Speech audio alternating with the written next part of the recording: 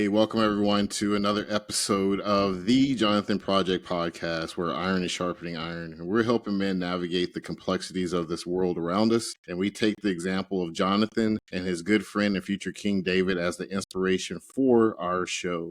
So if you want Jason and me to come out to a men's event, a church function, your business, and you've found some inspiration from listening to the show, please reach out to us at thejonathanprojectpodcast@gmail.com. Again, thejonathanprojectpodcast@gmail.com. Jason, good morning. Welcome to the show.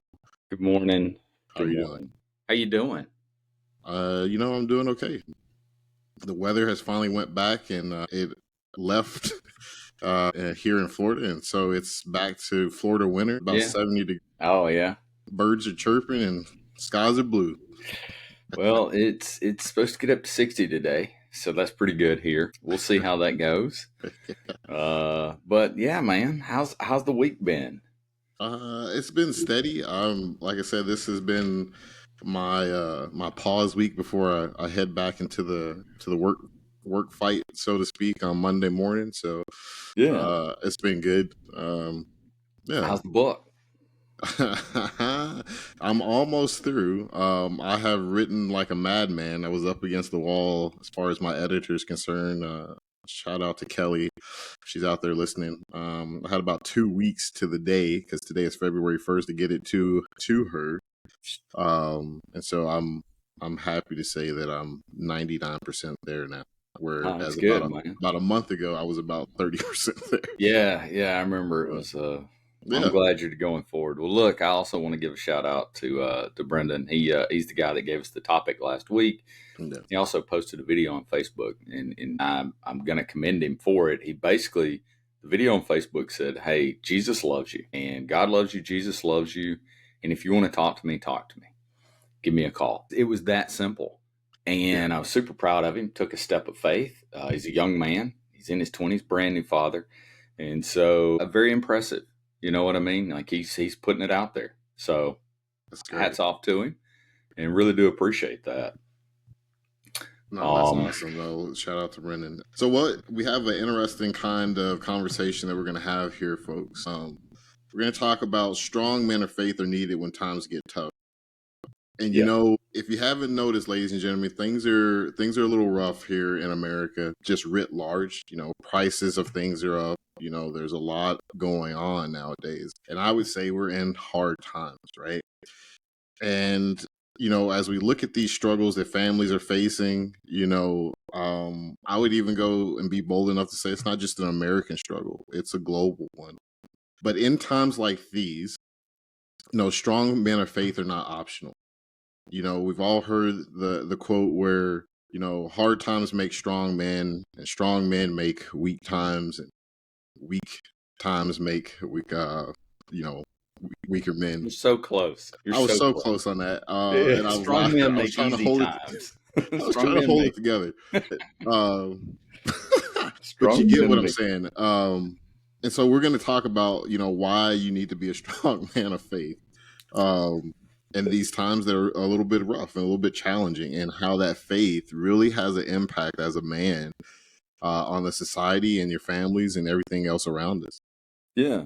You and I've talked this week, right? Like, and things have shifted for us all, for everybody, right? Like certain things have come out. I swapped government agencies, and you and I have talked quite a bit about that. Yeah.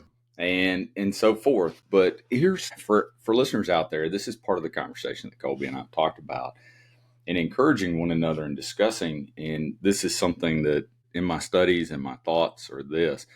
When Joseph was, when he was born, obviously to Jacob, and he was the second youngest, right? And he really, or maybe was the youngest. I can't remember. I know Benjamin was right after that, or right around that time. But so anyway, long story short, his brothers were going to kill him, and Reuben says, "Let's just put him in this pit." Well, then when Reuben leaves, everybody leaves, and his brothers sell him into slavery. And next thing you know, Reuben comes back and can't rescue him. Well, Joseph, later we kind of see, hey, he goes through this. He's sold to Potiphar, then he goes to jail, and he comes back, and he is the second or third in charge in Egypt. But when his brothers show up, it says, hey, you meant this for evil, but God meant it for good. Yeah.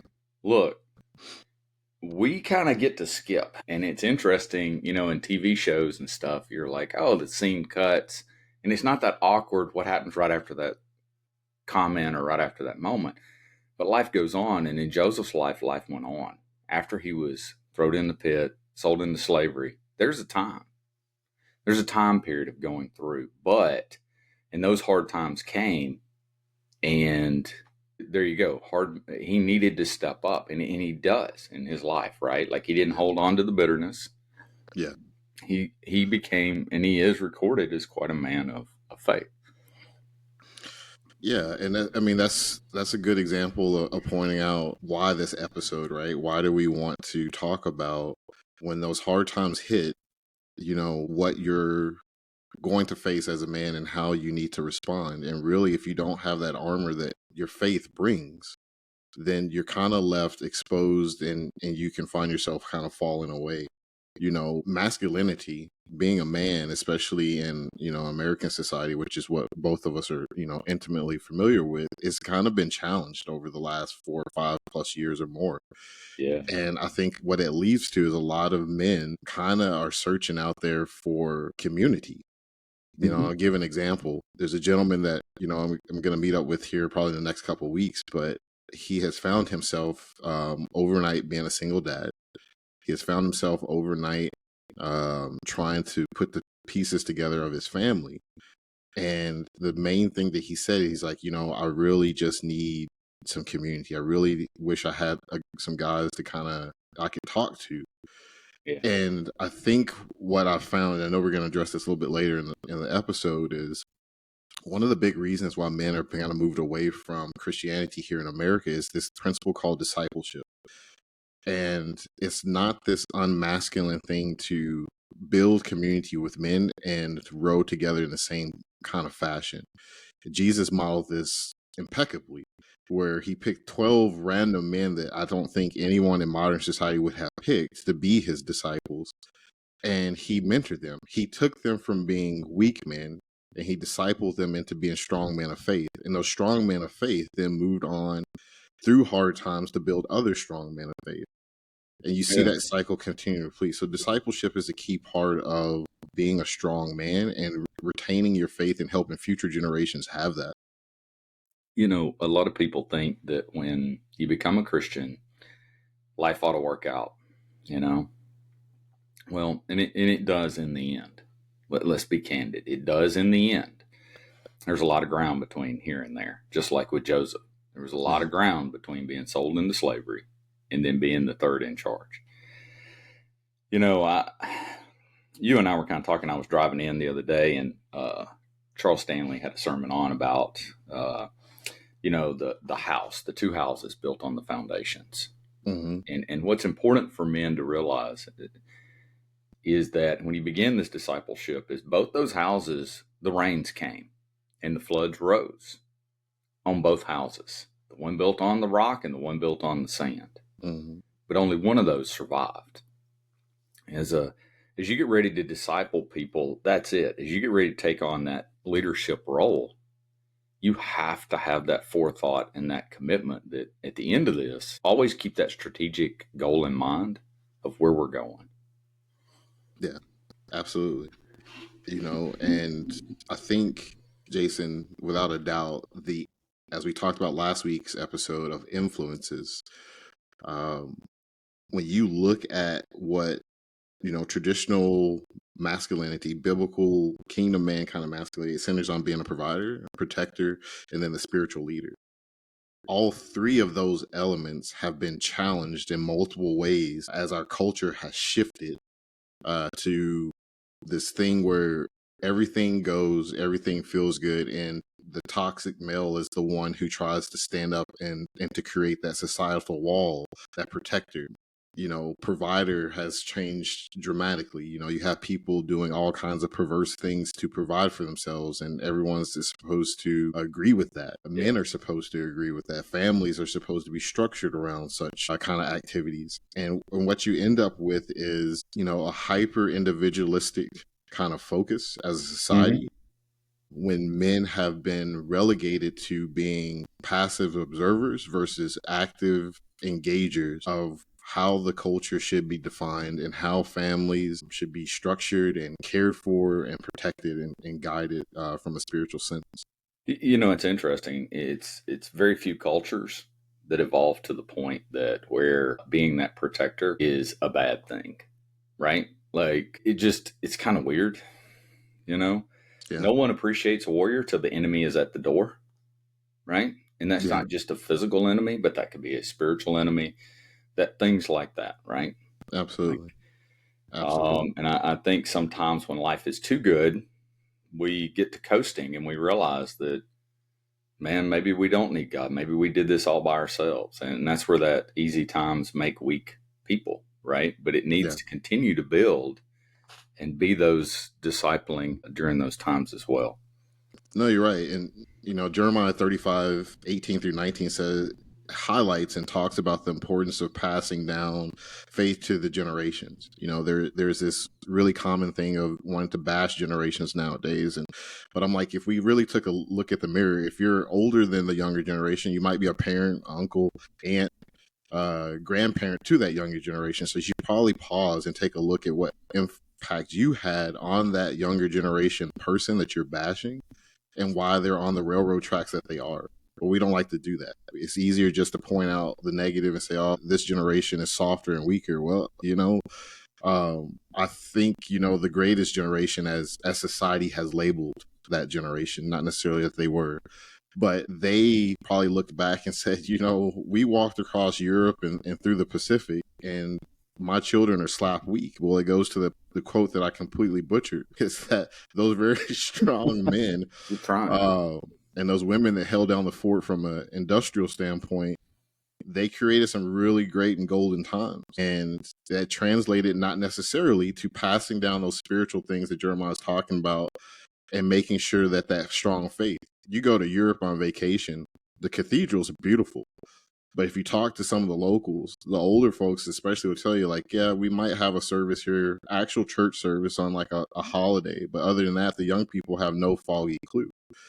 And I think increasingly in churches, we're seeing that here in America, as I call it, the great dechurching has started, where only 20% of Americans, according to Gallup, attend church weekly.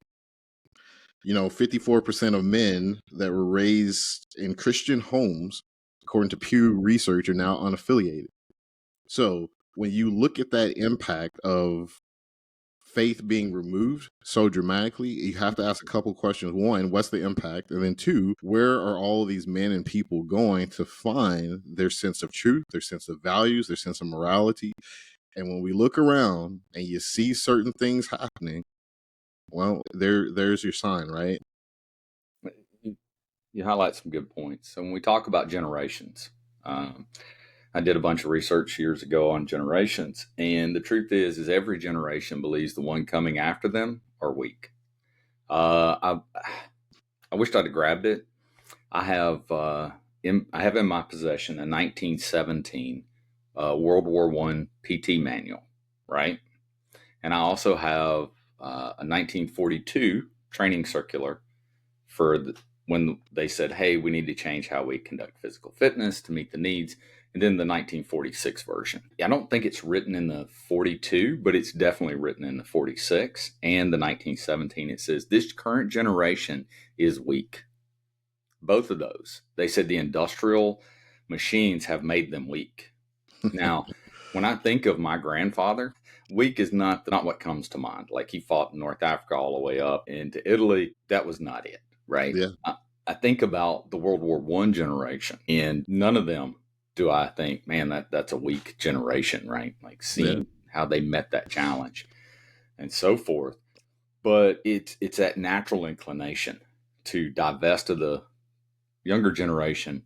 But the truth is it's that lie that we keep telling ourselves, right? Yeah. I think during hard times, a lot of guys come back. They're extremely grateful to be out of hard times, right? And, we think about the 1950s being that golden era, but in reality, we just had a pause. If the world wants to know, we just were untouched by World War II. the rest of the world was dealing with the aftermath. So it gave us that natural lull and, oh, this is the golden era, the happy days era, right? Yeah. No, But you're right, Jason. There is a tremendous impact when men take a seat. When you high fived on the objective, wherever it is, you're successful now. You have a lot of money in your bank account or whatever you define as success. And then you look around that my only goal now is to pass off material knowledge and not the hard work, not the spiritual discipline that it requires to maintain such quote unquote success. Then that's what happens. Here's the one from Promise Keepers in Baptist Press. When a father doesn't practice faith, Christian faith, only 1 in 50 children will remain faithful. And why does this matter? Our society is very fragmented. It's unstable when men abandon spiritual leadership. Why? Because despite what critics or cynics may say, you can't define your own morality in yourself and then look to apply that to the world and hope for the best.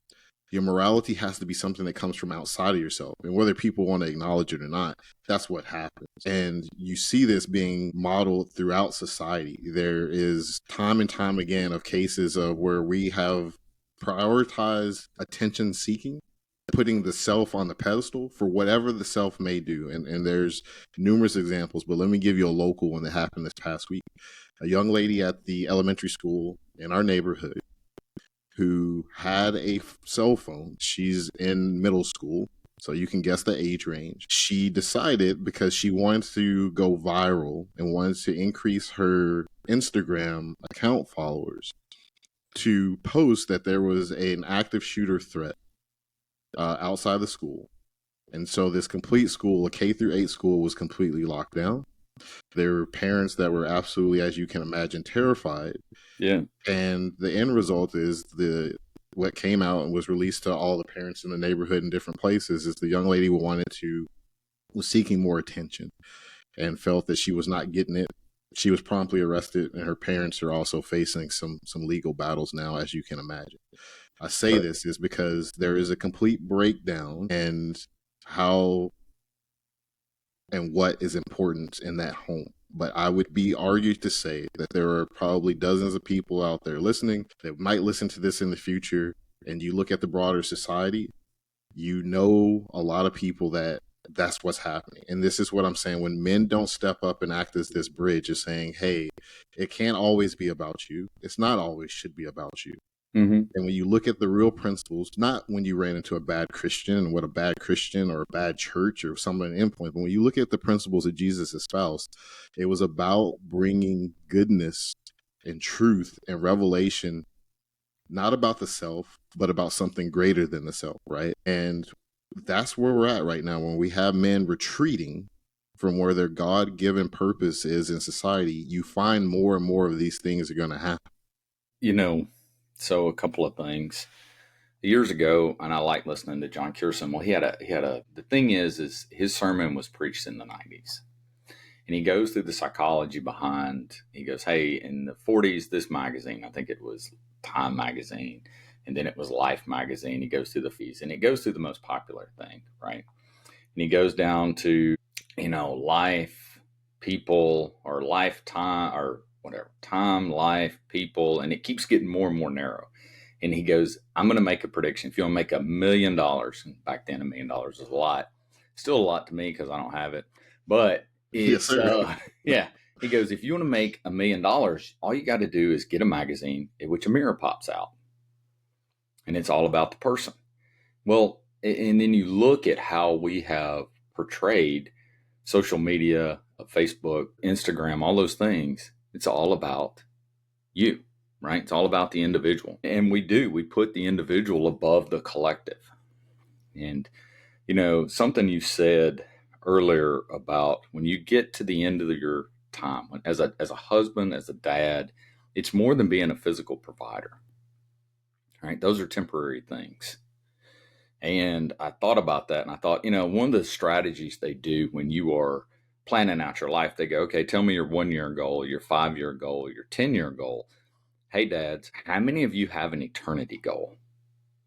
What do you think about that? Is it success defined by how much you're children have in their accounts, or is it that they have a relationship with Jesus Christ and they're set for eternity? We think about the term eternity and it gives us this illusion that it's way off, right?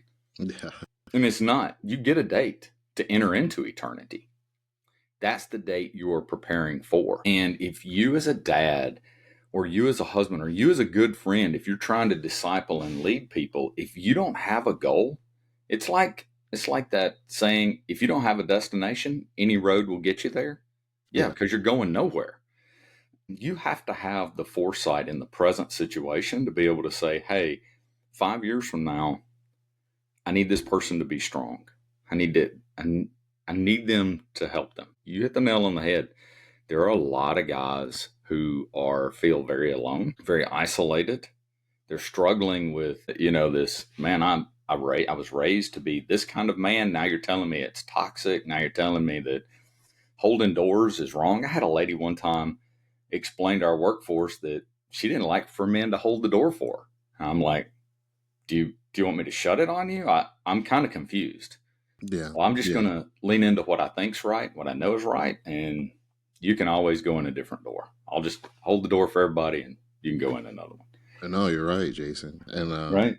As I think about this, from a let's look at it from a worldly standpoint. I found this quote from the Atlantic magazine, not a Christian magazine at all. And the author of this article is pronounced by themselves to be agnostic at best and probably borderline atheist. And this is what this individual said is, religion for all its faults works a bit, and religion in particular, subquotes, Christianity for all its faults works a bit like a retaining wall to hold back the destabilizing pressure of American hyper-individualism.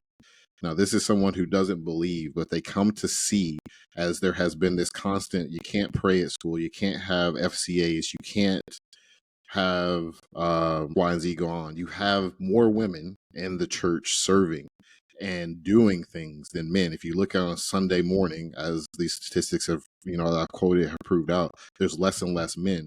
And what this atheist, agnostic, borderline person has said is, well, what does that have had an impact on American society? Mm-hmm. And we see it, this hyper individualism, where my truth, as you've heard so many people use from media talking heads, etc., the truth in American society seems to be a variable, which it is not, which translates to family structures have become more weak.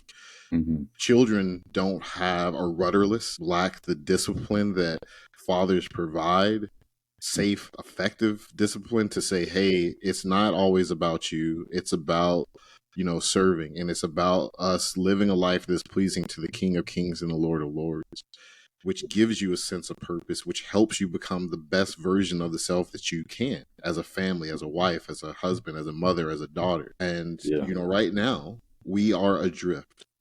And you have men that are searching. There's a reason why the self-help industry is a multi-billion-dollar industry. This is why you have men flocking in droves to influencers and talking heads and different figures, because they are searching and they're craving that discipleship that strong men of faith need to stand up and provide.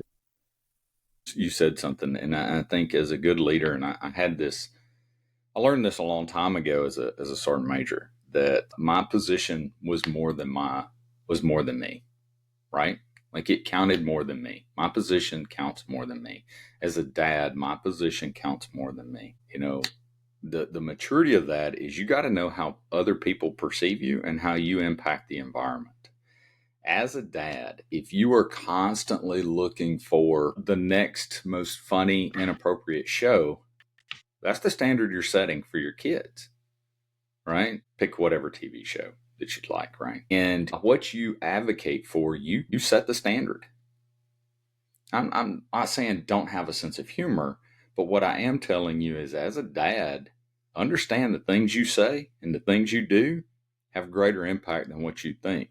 The very famous TV show with Talladega Nights, whatever the movie, right? And Ricky Bobby goes, but Dad, you told me if I wasn't first, I was last. And he goes, Ricky, I was probably high that day, right? And that's a good example, and it's comical. I see you laughing, and everybody will.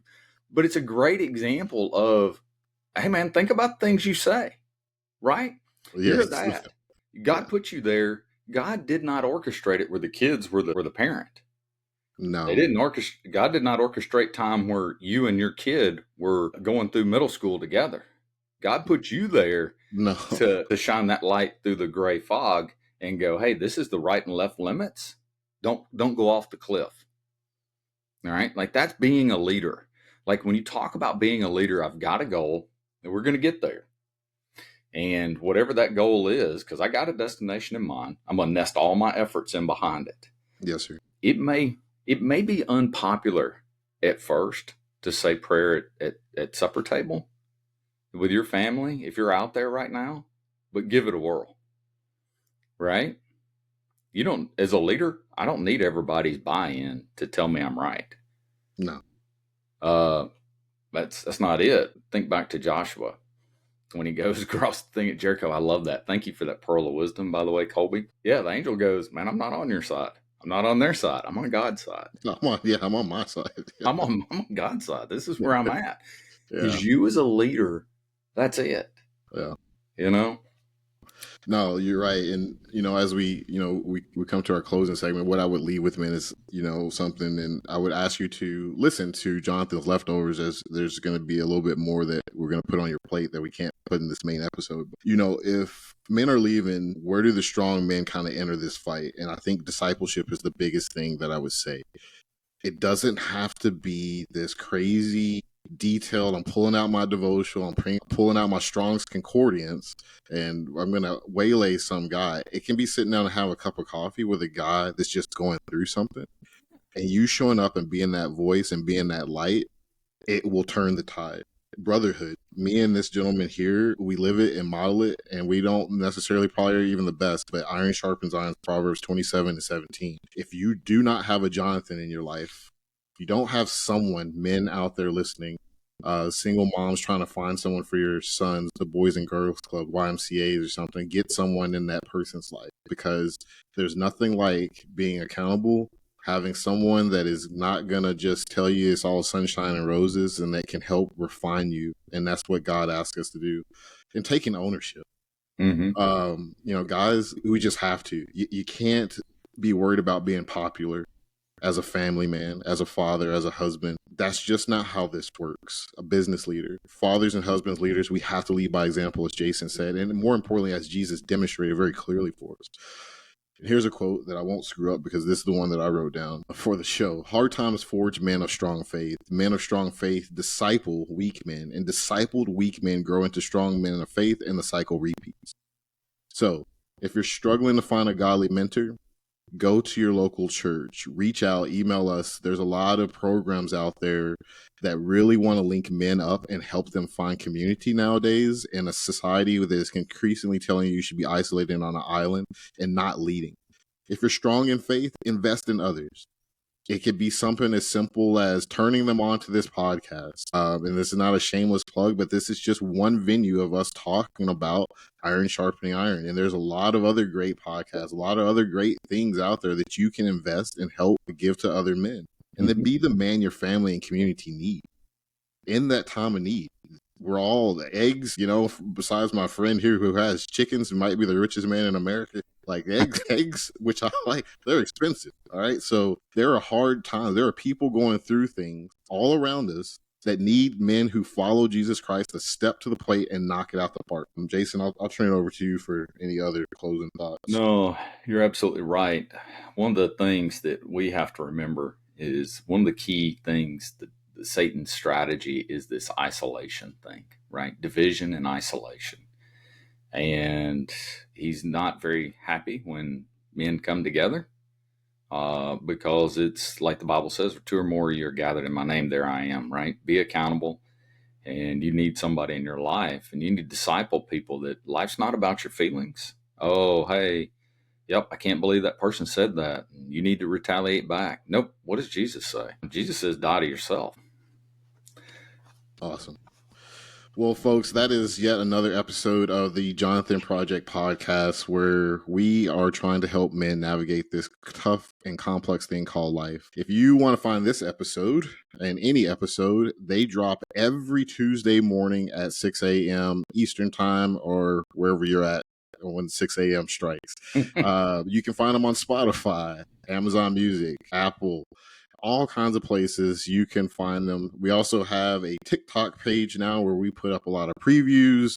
We put up little snippets from the show. Again, trying to reach men, families, wherever they're at. That's what we're trying to do. If you found this inspirational, please reach out to us at thejonathanprojectpodcast@gmail.com. Again, thejonathanprojectpodcast@gmail.com. We'd love to hear your comments. If you're wanting prayer, or as we put out there, if you're looking for resources to help you connect with other men that are going to help you become a strong man of faith or help you get through a present crisis, please reach out to us. We'd be more than willing to help link you up with some of those.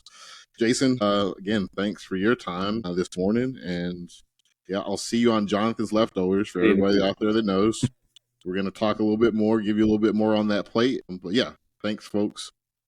All right. See you. All right. Bye.